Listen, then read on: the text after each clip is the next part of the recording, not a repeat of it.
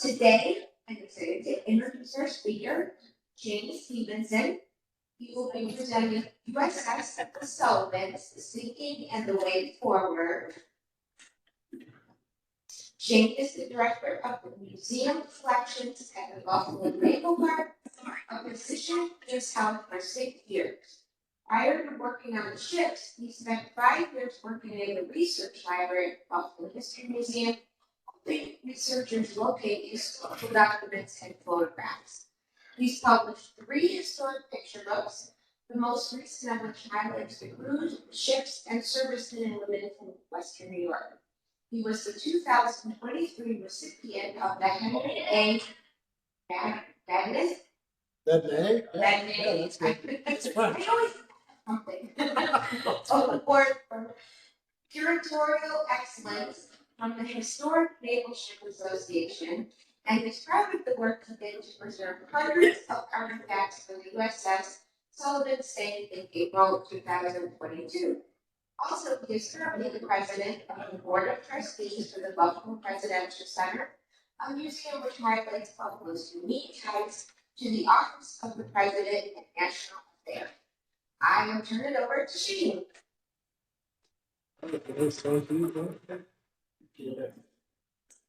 Hello, everyone. How are you?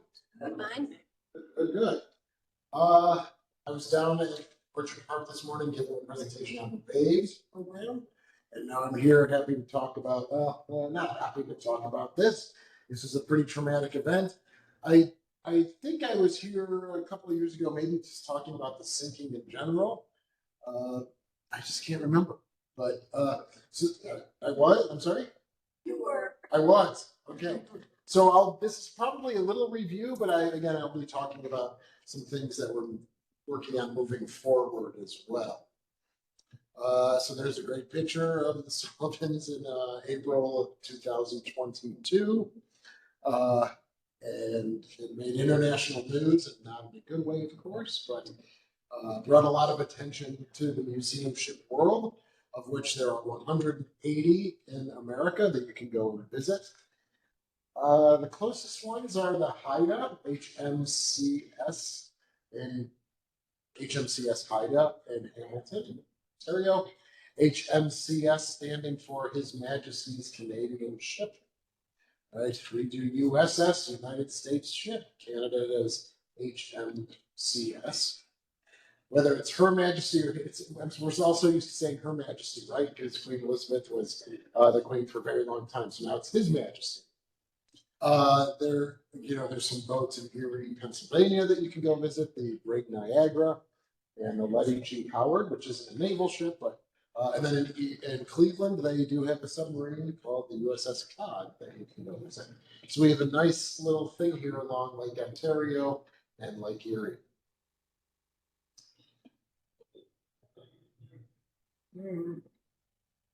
Okay, so can't talk about the Sullivan sinking in the way forward without talking about the ship itself. So the USS The Sullivans is the only ship in the Navy to have the article "the" in the name, because it represents all 5 of the brothers that were lost on the 13th of November, 1942, on their own vessel, the USS Juneau, named after the capital of Alaska. Everyone always asks, well, wasn't there a policy in place for the brothers, siblings serving together on the same ship? And they had one for peacetime, but during wartime, they completely ignored that because the United States government, private and public partnership, all over the country were building about 110,000 vessels for World War II. And they needed people to fill those vessels. And so they just let brothers go wherever they wanted to. They needed bodies on board the ships. There was some concern about the 5 brothers. They had made national news very quickly. So they wanted to treat them a little bit different with kid gloves because they knew that they were a very popular family. But of course, then the tragedy happens and the 5 brothers all lose their lives. Not only did the 5 brothers lose their lives, but there were 7 other sets of brothers on the Juno. So that shows you that they needed bodies and there was becoming a brothership, so to speak. So our vessel was named in their honor, and our vessel was constructed at the Bethlehem Steel Company in San Francisco, California. Sponsored by the boy's mother, that means she smashed the bottle, christened the vessel as she slid down the ways. Astoundingly, she was one of 175 Fletcher-class destroyers that were built in about a 30-month period all over the country. One was coming down the ways every 5 days. And she's one of 4 remaining Fletcher-class destroyers that you can visit in the world. Ours in Buffalo, the Cass and Young, the USS Cass and Young in Boston, the USS Kidd is in Baton Rouge, and then the HS Hellenic ship, HS Velos, which we sold, was a Fletcher-class destroyer. We sold after the war to the Greek Navy. They used it in service, and then they put it on display as a museum ship in Greece. So if you ever get to Greece and you get to Thessaloniki, Greece, you can go visit the ex-USS Charette, now the HS Velos.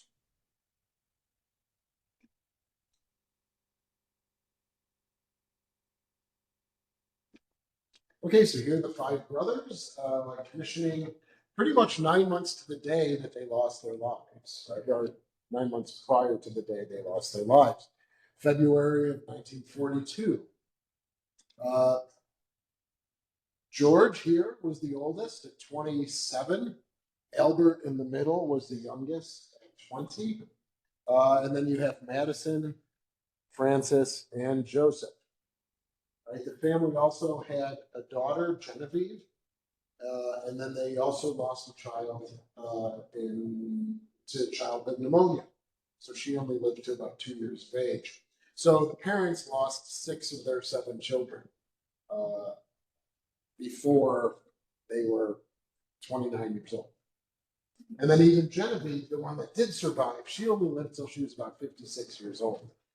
So thankfully, the father Tom had passed away in 1965.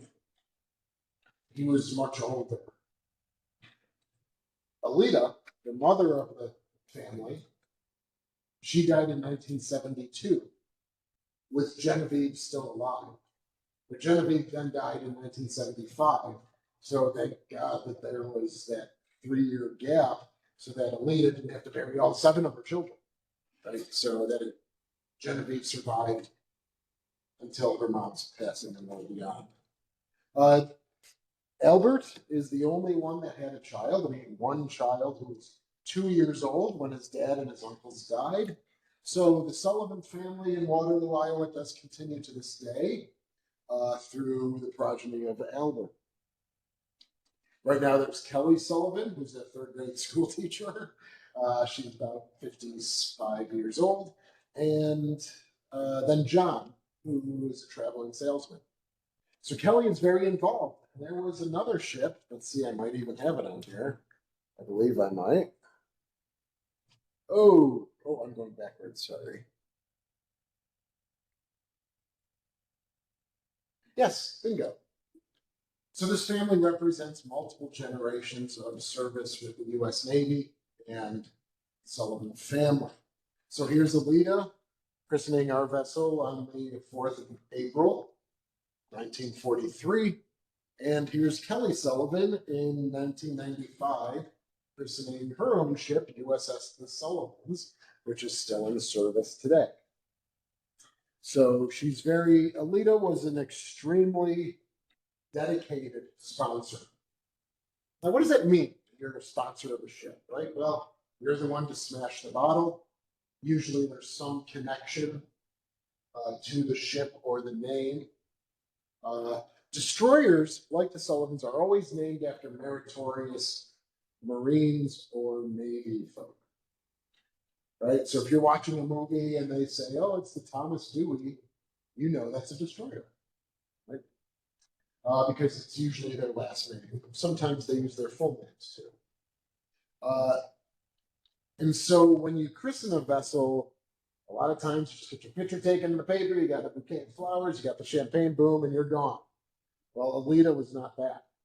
Like, she remained extremely close to the boys, and she called them my boys, who served aboard the ship, right through the whole service history of the Sullivans, which went until 1965.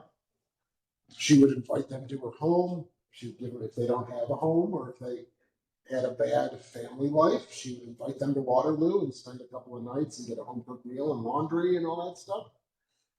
She wrote to them constantly and vice versa. And so Kelly Sullivan learned from her great grandmother in a very great way.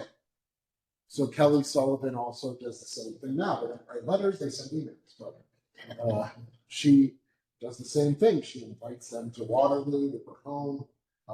Every time the ship comes back into port, she's there hugging and greeting everybody.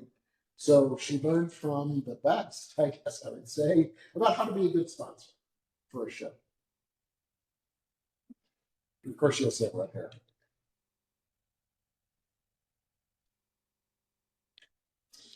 All right, so Alita Sullivan could have just, and she did say this in news articles, she just wanted to die, of course, right? You get the knock on the door, all 5 of your sons are dead. But she took a little time with family and friends, and then she said, we got to get out there.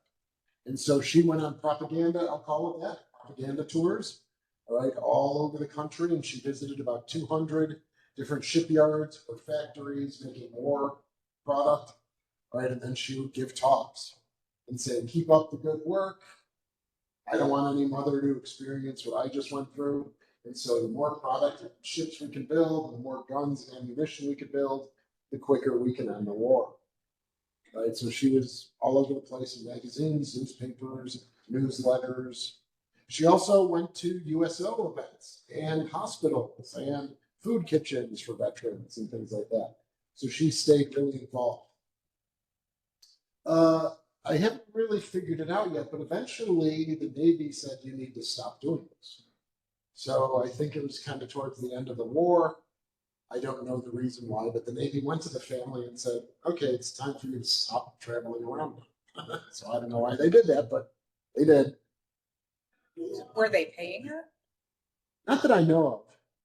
Not that I know of. There had to be maybe some stipend. I mean, they were, Tom was working on the railroad in Waterloo, Iowa, so he was not working when they were traveling. So yeah, maybe they get a stipend or something like that. But you'd also think that the shipyard themselves would kind of host them and things. But so just in general, her World War II service was one of the jobs of a destroyer is to rescue American pilots who had to drop their planes or land in the ocean. So they rescued 12 American pilots. They rescued 287 men off of burning or sinking ships. They pull up alongside, the guys jump into the water, and they pull them on board. They also transported 31 Japanese prisoners of war. They shot down 8 Japanese planes, and they also destroyed another 5 that were sitting on tarmacs, ready to take off at Iwo Jima. And they assisted with the sinking of a heavy cruiser, a Japanese cruiser, the Chokai. They were there at Iwo Jima. They were there at Okinawa, protecting the fleet. So everything from the Marshall Islands. I won't get too much into World War II history, but from January of 1944 all the way through the end of the war, from the Marshall Islands, they were one of the thrusts of the American Navy and the American military was to come through the center of the Pacific and then up. And then that's where you get Truk and you get Iwo Jima and you get Okinawa. And then you're at the southern tip of the Japanese home islands. And so that's the path they followed. Instead of coming up through the Philippines and Australia, they went the center of it.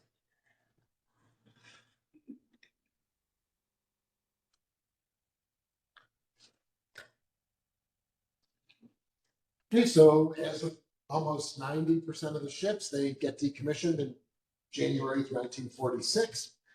She's sitting in mothballs until the Korean conflict, and she comes back for the Korean conflict in 1952.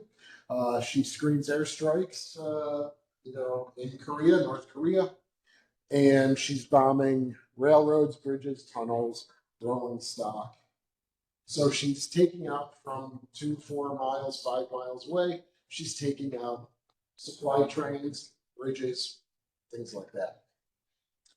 Then after the conflict, she stays on the East Coast and goes into the Mediterranean and the Atlantic. She participated in the retrieval of Alan Shepard in 1961 and was there blockading Cuba in 1962. So all of our vessels become really Cold War warriors, Cold War fighters after World War II is over. And all 3 of our vessels came back into service in the 50s through 1976.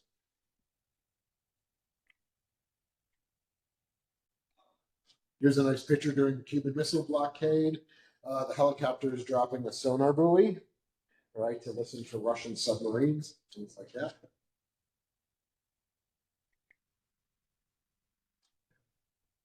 Okay, so the ship arrives in 1977, coming from Philadelphia, and we open in 1979.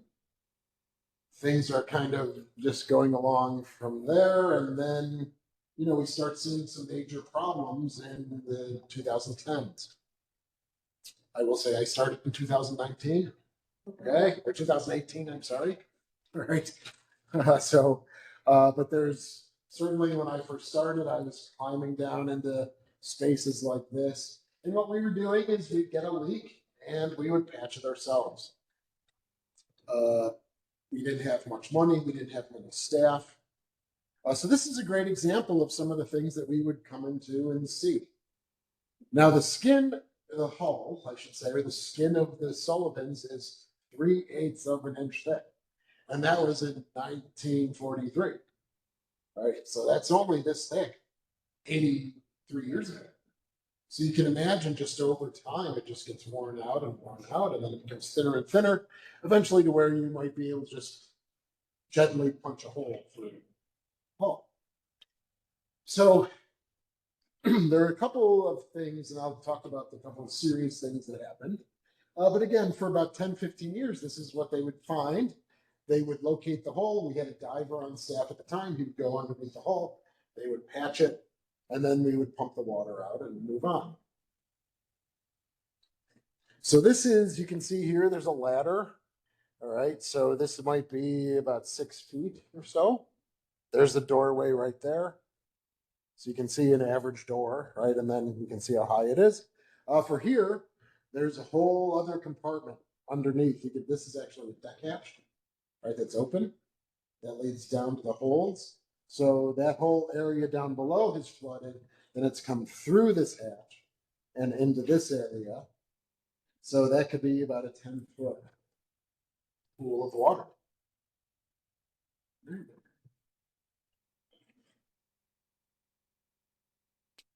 Here's some more images. This was a really bad one because, contrary to popular belief, the ship still had a lot of fuel oil on board from when the ship was in service. So if you can take a look, you can see the difference between this water and that. All right, oil, water, oil, water. So when we get a hole in an oil tank, all of that water builds up pressure and releases all of the oil out. So this was, and the same with here. There's a whole other, that's our reefer room where the storage, the cold storage, like freezers, like you'd find in a kitchen, right? Freezers are stored down here, so that's a fully walkable 8-foot overhead. And you can see that it's filled that up and then has come out onto this upper platform here. So we knew things were obviously not well. And in 2021, we put together a campaign to raise some money to bridge a gap between going to dry dock and making the ship more survivable. And so we raised $1 million. We contracted with the company. And in late 2021, in the late summer of 2021, they started to work on the hull more than just us patching. And so they got about 150 feet of the Sullivans completely sealed.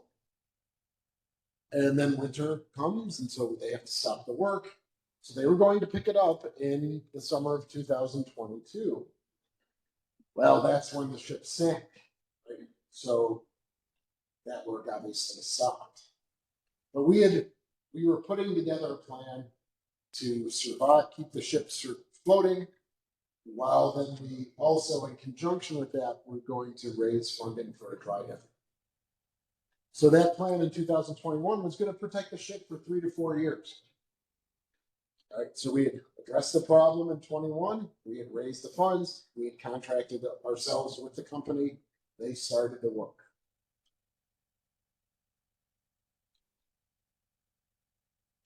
Here's some other images of just leaks. So say I would get in there and I'd be on the inside, the diver's on the outside. We communicate. He takes some rubber material, I take some rubber material, and then we just bolt it down through the hole.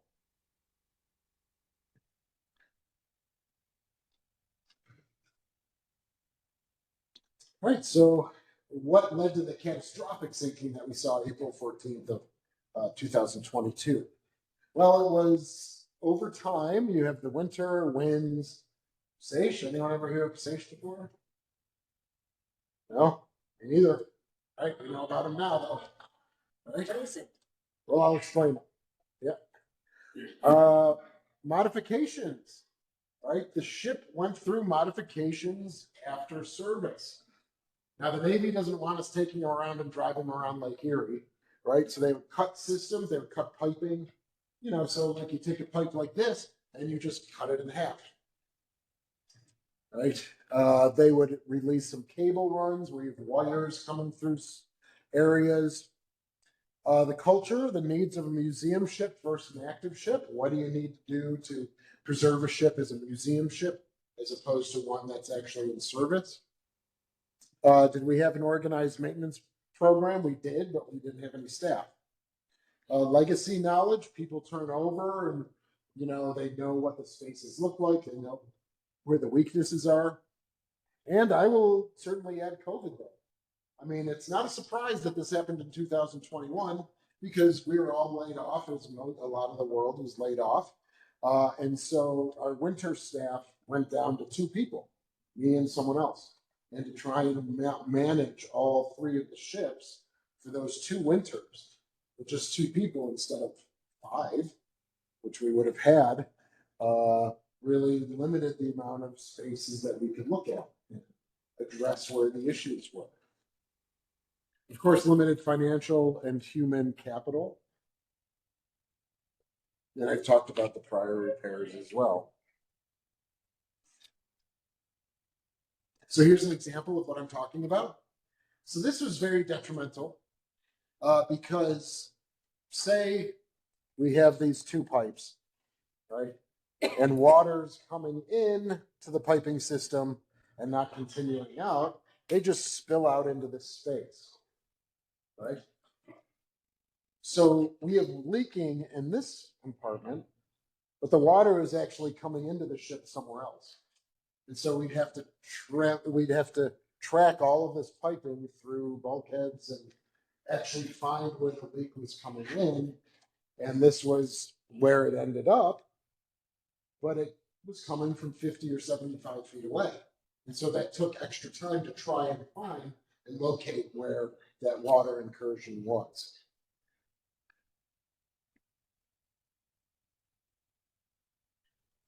Winter is extremely tough on vessels. All right, as you can see, it's a beautiful shot. Right, that's why I took it because I was like, oh, this is a lovely photograph.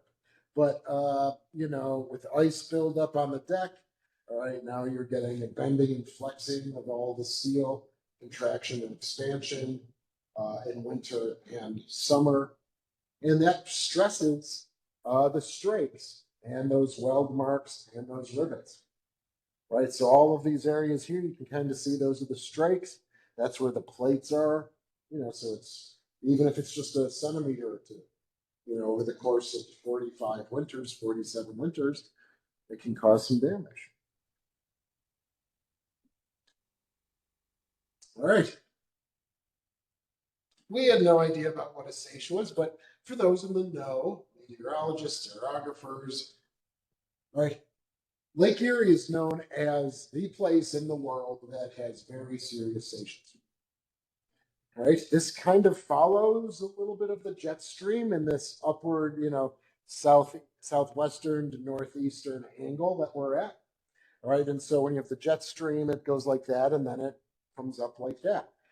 So we have to imagine Lake Erie like a bathtub, right? And someone's over here splashing and blowing on the water, and it pushes all the water, not all, of course, but it pushes water and it all rushes towards the Buffalo River. And then what happens is it rushes back. So we would say, oh, look at the river level, because we're actually in the Buffalo River, right? But it would come into Lake Erie and then up the Buffalo River.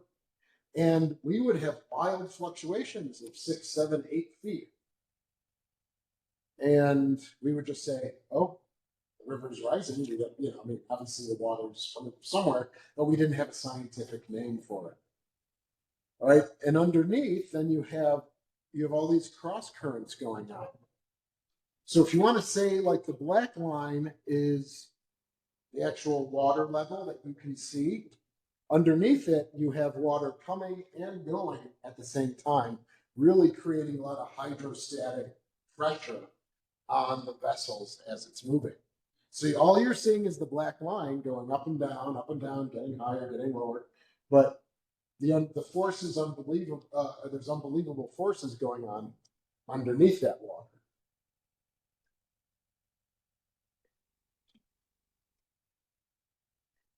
Oh, okay, great. Yeah. So this is the morning of April 14th of 2022. All right, staff comes in. They say, hey, something's going on here, right? So it begins, thankfully, we are right against the pier. If you've ever been down there, you can walk right next to it. There's the Sullivans 5 feet away. And so the river is curving, right, like any river would, down to the center of the river and then back up to the side. So we're right where it's beginning to curve. So we have a seiche in the middle of the night, raises the ship. And then as the water's rushing out, we sink so quickly that we impact the bottom of the Buffalo River, and that creates a 15-foot gash in our ship, bringing on about 130,000 gallons of water a minute. No, not a minute, an hour, I should say. I'm sorry, an hour. Right, so that happens at 2 o'clock, 1 o'clock in the morning. We do have pumps running. Okay, we have pumps that if the water hits a certain level, the pump will automatically turn on and pump water overboard. But of course, in a catastrophic situation like this, our electricity gets shorted out. So now the pumps stop working, right? And the ship goes totally dark. So at about 8:45, the ship stabilized. Again, it's like if you're walking on a sloped hill, and you slip and then you kind of fall down, right? I don't recommend that from you, but it happens throughout life. You're walking at an angle and your foot just kind of goes like that. That's kind of what you're seeing here. It's sliding down the Buffalo River where that curve is. At 9:30, we get another seiche that comes in. It raises the ship out of this nesting spot and then slides her back down, but deeper. So eventually we get to about a 35 to 40 degree list. And this picture really can't show it, but we have an antenna array right here, and that was practically touching the nose of the plane. So we're actually going from like this to then going more like that, eventually settling in that position. And then the water comes up completely to the center line of the ship.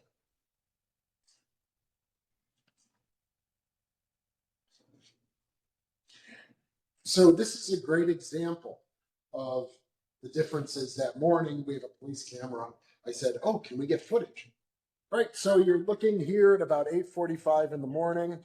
All right, she hasn't fully gone under. Then again at 9:30, the secondary sage comes, and then you get this. All right, I don't know what happened here. Sorry about that, but you can see the differences in just 2 hours of how the ship was beginning to settle when she looked like that earlier in the morning. And that was again because the sage comes in, raises her, and then slides her down the bank of the Buffalo River even more.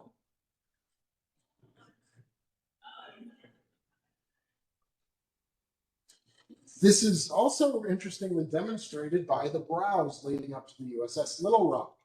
And so I highlight this because I like to show that angle differences. So at 8:45, this was the angle of the platform to the Little Rock, nice and gentle slope. But as the Little Rock rises, because of the stage as well, the Little Rock is rising, you now get a much more steep angle of that same brow going from this to that because the ship has been raised. Right? So there's a lot of evidentiary factors in here that you can see if you know what you're looking for.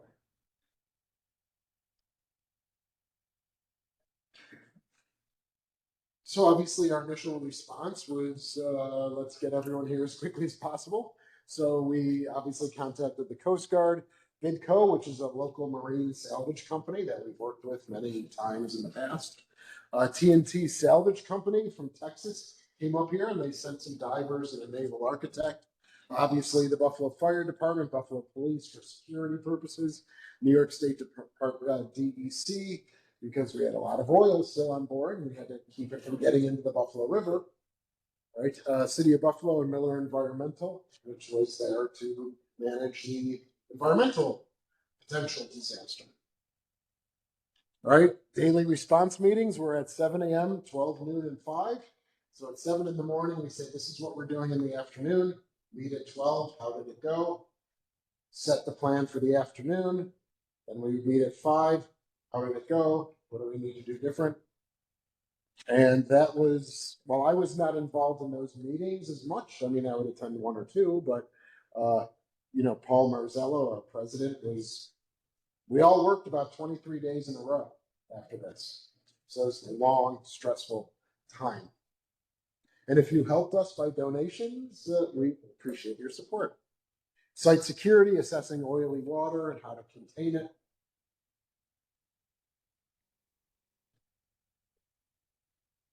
All right, so this gives you a nice view. This is a damage control chart from one of our damage control booklets. So it lists all of the spaces, all right, where they are located in the ship. And this was the amount of water that we had on board.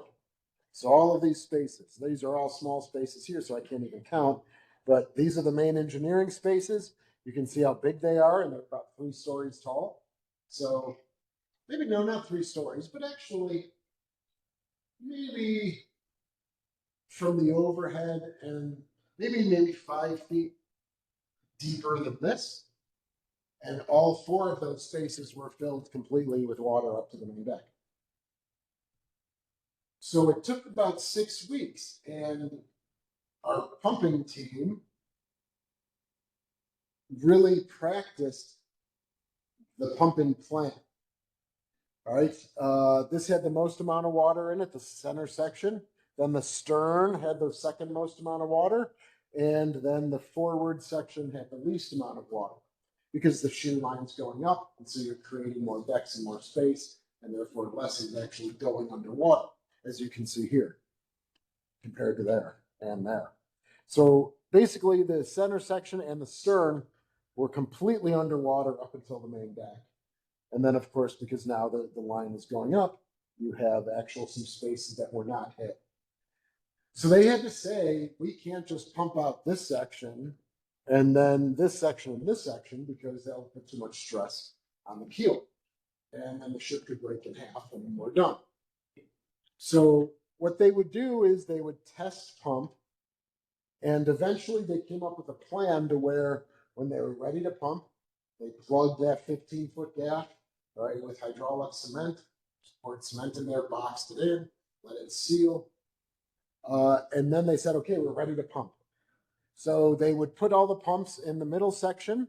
They would gauge roughly how much water was in there based on depth, the volume, right? Getting the dimensions of the spaces and then calculating out the volume of water. So they would reach a gallon figure. And then they would do the same for here and do the same for here.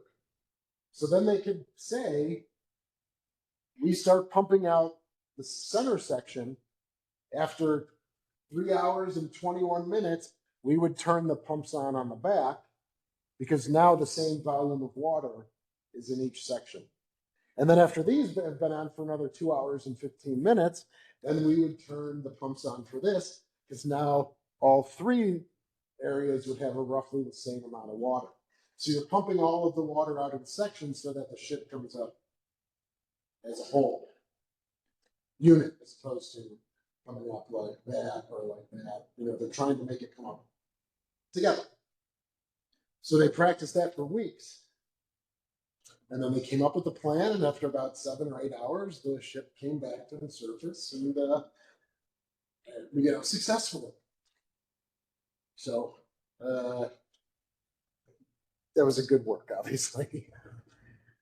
You know, many people said, why don't you just scrap her? Just get rid of her. So because we had a ton of artifacts on board, I was the first non-emergency crew to go on board the ship to get an assessment of all of the stuff that we had on board that we were losing after 5 or 6 weeks of being underwater. All right, so these are just some examples of some of the things that we saw. All right, again, 35 to 40 degree list, completely underwater from deck to overhead, a lot of oil everywhere. All right, so I started taking cataloging of the artifacts and beginning a plan of removing things off the ship.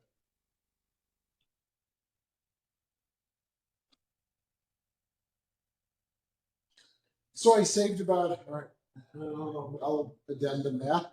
I secured about 650 items off of the ship for potential preservation. I went to library school. I didn't go to conservation school. Upstate has a wonderful conservation program, paper, art, you name it. So I contacted a woman that I've worked with in the past, and she is a paper conservationist. So she came on board. We set a schedule. I got about 15 different volunteers, just people off the street that had an interest in helping me. She trained them, right? And then we kind of let them loose and they helped us with the preservation of the artifacts. Ultimately, I was able to save 400 of the 650 artifacts. So we lost about, those are the ones that we were able to save. So we lost about 250 items after removal. There was obviously probably hundreds of items that were just lost in the sinking, and I didn't even remove them. But like we lost all 190 mattresses that we had.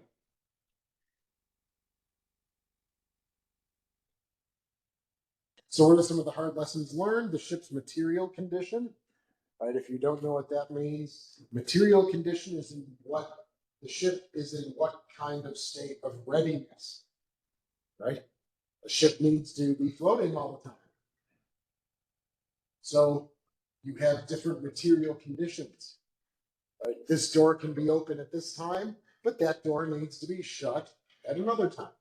And if you're a boat nerd and you like visiting ships and stuff, you might see an X or a Y or a Z on the door itself, and that is the material condition of the door. So if it has an X on it and you go to X condition, that door needs to be shut. Otherwise, it can remain open. So that's what I mean. We are a museum ship. We have visitors on board. So therefore, all the doors were open. And that allowed water to go from one space to the next, to the next, to the next. So now we batten everything down every night. The transverse integrity of a bulkhead, transverse bulkheads that cut across the ship left to right. All right, we make sure that those are all sealed now. Plan maintenance, developing our staff with more technical skill as opposed to just someone who wants to work in maintenance. All right, we say, hey, can you weld? Or can you, can you work with carpentry or something like that? Resources, financial and staff and volunteer resources, long-term planning and funding, public communication is really important, obviously, because no one knows better than us what's going on, but you can imagine all the noise that was going on out in the public. Networking and sharing. All right, so Helen, I give this presentation at the, or one a little more technical, but I give one at the Historic Naval Ship Association all the time of my colleagues that also work on museum ships, right? Because they need to know what we learned, and then they can take it for their ship.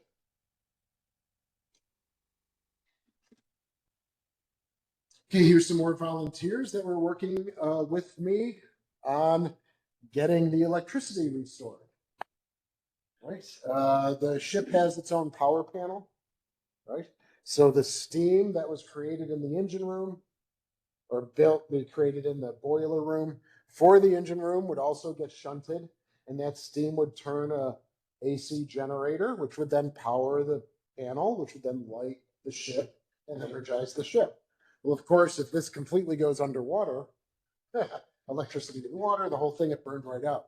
So we had volunteers from all over the country, mechanical, electrical engineers, master electricians, and they helped preserve the board, get all the oil out, clean the breakers, reset all of the stuff that I don't understand. I'm not an electrician, so.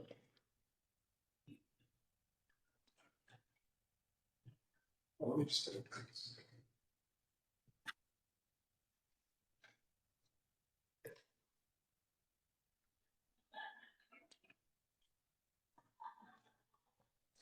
okay, so now we said, okay, the ship sank. All right, so we need to do something now about this.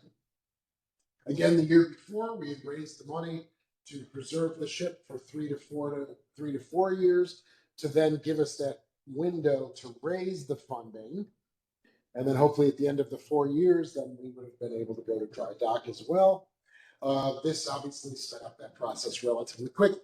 So we addressed that we needed about $21 million to go to dry dock, and we would be taking the Sullivans and the Croker submarine, which has one hole in it, right? So it's not bad, but why not take both at the same time if you can do it? Ultimately, that saves on costs, and ultimately the dry dock, which is in Erie, Pennsylvania, can take both of our ships at the same time. So that was the plan, to raise the $21 million, and we did. We secured the funding. We didn't raise all of it, obviously. Most of it, as you can see, was state funding. We got $1 million from the county, $1 million from the city, $11.5 million from New York State, $8 million from federal, and then we raised about $1.5 million from contributors and donors from around the country. So now we have that $21 million. What's going to happen next? Right? Well, I don't know if you've seen fairly recently, we put out a thing saying we wanted to go to dry dock in October of 2025. Well, the city's been, so I'm not going to get into any of that. All right. The city is just doing what they're doing. And we're the ones trying to pressure the city. So I think that we'll move on from that. But so this in December, the city actually owns the vessel, right?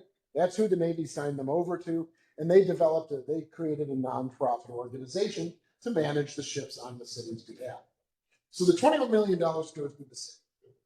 All right, they put out an RFP, a request for proposals, for a project management firm for the dry dock. Right, they picked a company, that TNT that I had mentioned out of Texas. Right, so they said, hey, we've reviewed the 2 or 3 RFPs.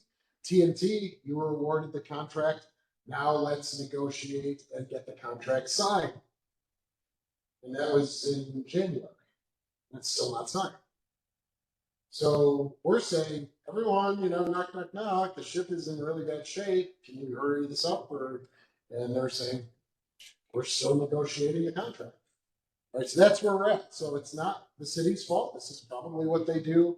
They have 275 other multi-million-dollar projects that they're working on.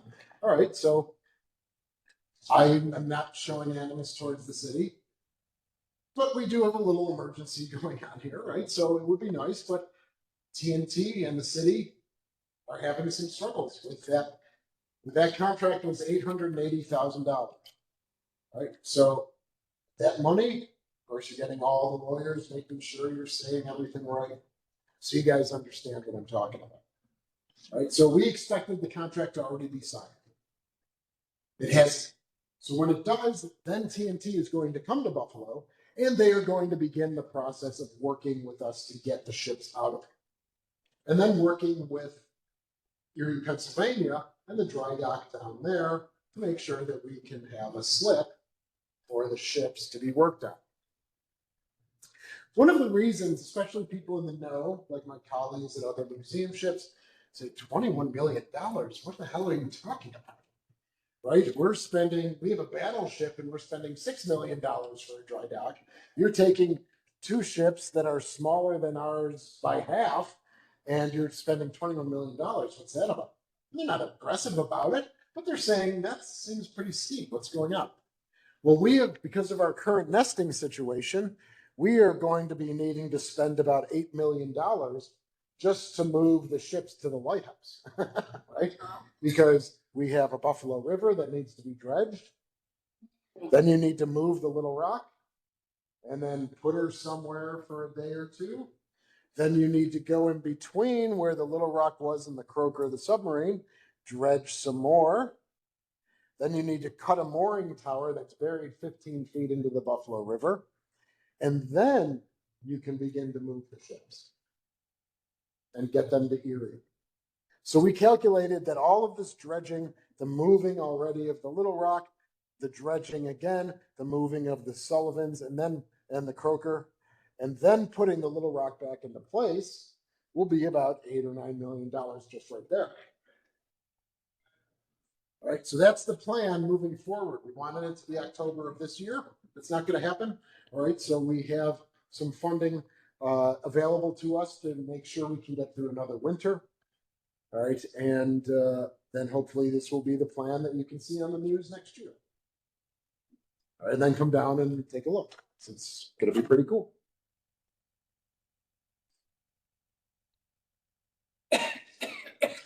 All right, so that's kind of it. Obviously, it's just kind of an overview of it, but I can answer any questions that you might have or any thoughts about things. Yes? If we know so much about how bad the winters are, why did that ship even come here in the first place? What's the connection between the Sullivans and Buffalo? Good question. So the question is, why did the ship come here in the first place? And the first winter was the blizzard of 70. No, was the blizzard of 77 in January of 77? Yes. Or okay, Yeah. thank you. I was 4 years old at that time. So Wow.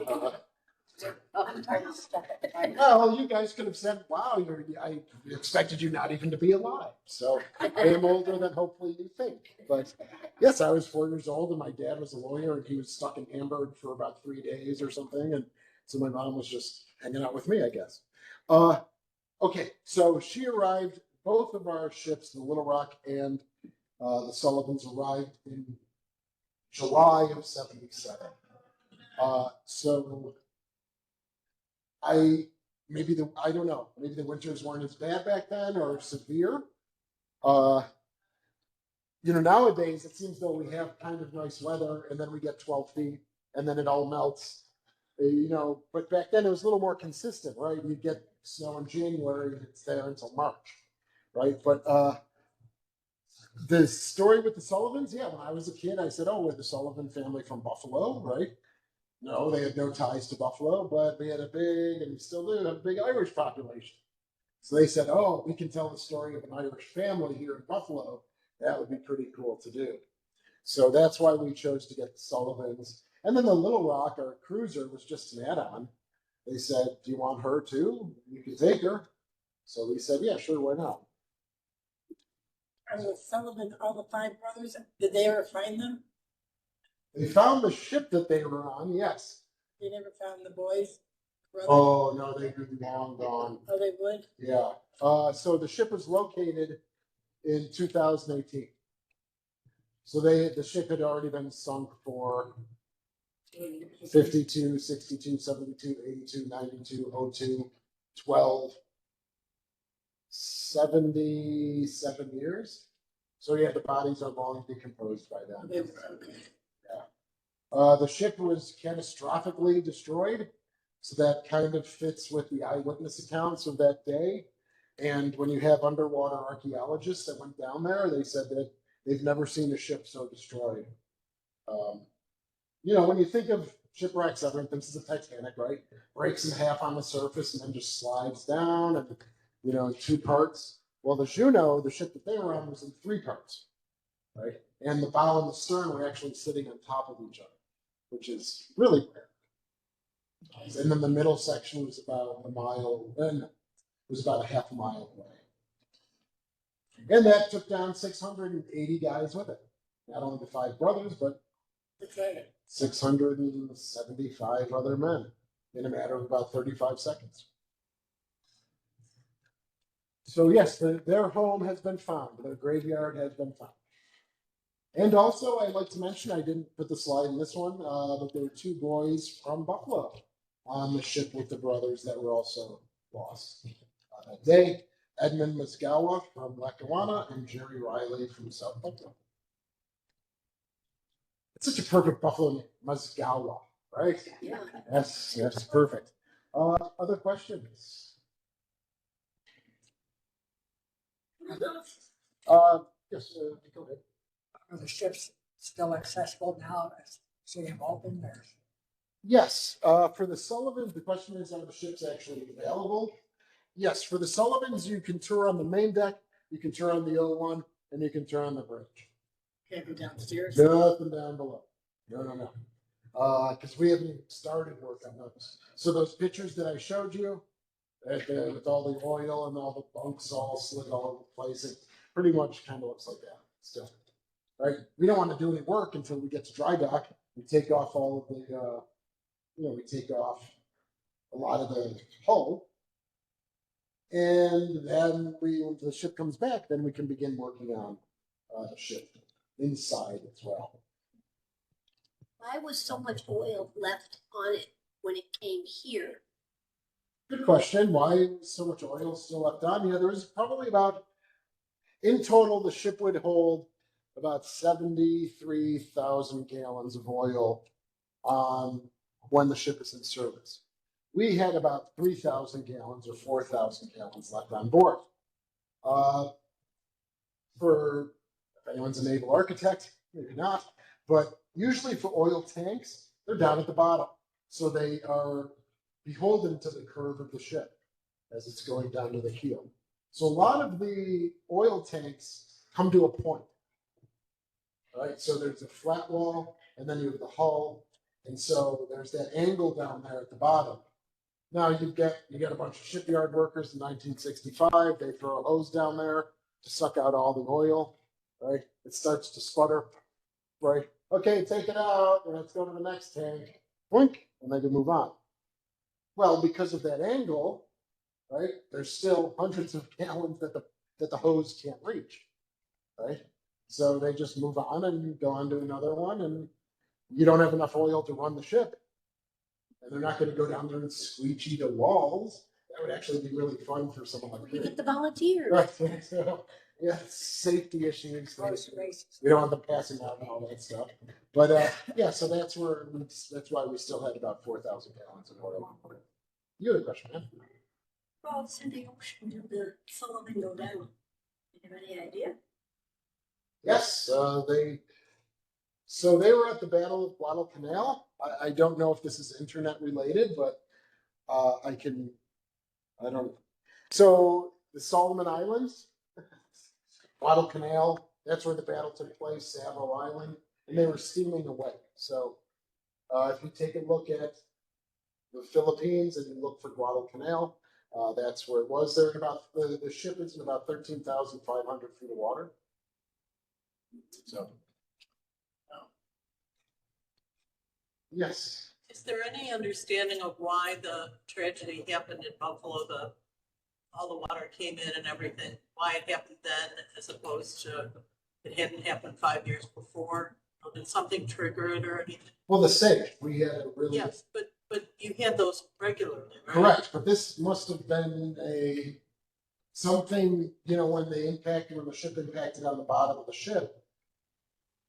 Maybe there was a boulder, something that got moved, or it's not nice silty, right? There's a lot of years of trash cans, and every year we see grocery carts, just so it's probably not as silty. And we never said we'll spend the $3 million to dredge it out and to clean it up and stuff. So just the silt builds up over time, and then you get things. So was it an extraordinarily weird sage? Probably not. But as you said, we do get those quite frequently. But yeah, something may have happened, particularly on this particular. It did happen particularly. We just don't know what it was. Okay, thanks. Yes. Is the Little Rock that we worked down on? Yes. Yes. So the Little Rock, if I had my way, I'd say we should take the Little Rock to dry dock in about 8 years. Right. As I mentioned, how thick is the hull of the Sullivans? 3/8. 3/8 of an inch. You got it. For the Little Rock, she is at least 1.5 inches. Oh, wow. And in most spots, she has up to 5 inches. She is an armor. She's a bigger ship, so she has thicker armor, and she actually has an armor belt as well, where they weld on an extra 4 inches of steel or 3 inches of steel. So there's absolutely zero leaking on the Little Rock. But it's still, she hasn't gone since 1972 to dry dock. So she needs to go. And then we'll get them all on the schedule. I would like to say once the Sullivans and the Croaker come back, they might be good for another 15 years. And then we can do some maintenance work as opposed to hull replacement. But it would be good to get on a, say, 15-year schedule. But that would only be now, $1 million, whatever. Not $21 million. Hold on, let me get something here. Someone over here. When was the Little Rock commission? Okay, so the question is, when was the Little Rock commissioned? So she was commissioned in 1945 as a Cleveland class cruiser. The war was winding down by that time, so she did not see any action. She served until 1949, and then she was taken out of service. And then they added the big blue Talos missiles on the back in 1960. And so she came back into service in 1960 and served until 76. And came to Buffalo in 77. So the Sullivans was already in mothballs for 12 years before. So she was just sitting in water in Philadelphia for 12 years. Sorry. Yep, no, you're good. Before she came here. The Little Rock was about 8 months before she came here. Okay, so it's 3/8 inch thick hull originally on the Sullivans. Do they plan on increasing the thickness of the hull in dry dock? To Great. what measurement? Great question. So I mentioned I'll come to your answer in a roundabout way, but it's a good one, right? So the USS Kid that I mentioned, her sister in Louisiana, she's in dry dock right now. So I went down to visit and to get film, photographic evidence, talk to the shipyard, because it's the same exact ship. So I said, where are your problems? What have you seen? What are you doing? What type of work are you doing? And so the USS Kid put thicker steel in certain spots. And that was 5 inches. So they went from 3/8 to 5 They added a inches. quarter. Yes, 1/4 of an inch. And they also built in more framing. Okay. So most of the hull follows the longitudinal frames and then the transverse framing. So it makes it look like a web not web per se, but right angled lines, right? That's what we would do here, but you can't see it, but say there's a frame here, and then there's a frame, say here, but in between there's nothing, right? It's just the steel attached to this frame here and this frame here. So they would build a couple extra frames to give it a little more support. So when I came back, I said we should do that as well. Right, so their areas, some of their areas went up to 5/8 of an inch. And again, the more longitudinal and transverse framing. Other questions? Okay, well, thanks so much for being here. Hope you enjoyed. And...